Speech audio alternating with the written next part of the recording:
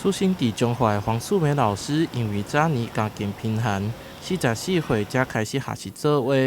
伊的专长是以水墨画、绘花草、鸟仔等类型，画作呈现本土生态以及家的和乐。虽然伊伫真济站过身，也有阁因为感佩黄素梅老师的学习精神，以及透过水墨画作呈现的主题。合同文化艺术基金会伫台南市政府文化局大力协助之下，伫无缘公会堂举办展览。最主要是因为我们一开始知道说，在台湾特生中心有黄素梅老师的画作，那这个部分就是因为跟台湾特有的生物的部分。那其实台湾特有的生物我们随着气候或者整个都市的变化之后呢，慢慢的有一些濒临绝种的部分。它留下来的部分不是只有影像，而是还有包括画作的部分。这样的艺术创作的对台湾对台南这一块土地有相对的一些不一样的意义。这摆展览特别邀请胡义勋教授策划，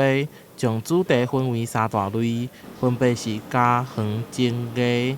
展现了伊伫作品当中的家庭生活、台湾本土生态以及伊家己的艺术特质。因为黄素梅女士她在她的这个书画创作表现中，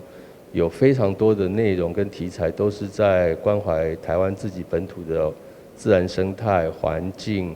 包括这些动植物它有很多的这种表现。我们特别从这个农委会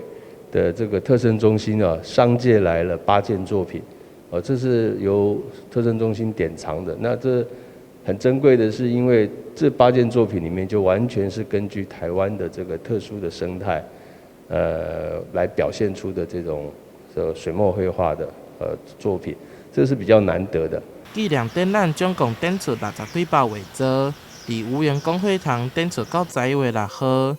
这摆同时也是为着公益展出，画作意味所伫，将全部捐予对环境、动物保护有帮助的公益团体，让黄素梅老师的画作会当为社会贡献一份心力。台南新闻杨顺怀采访报道。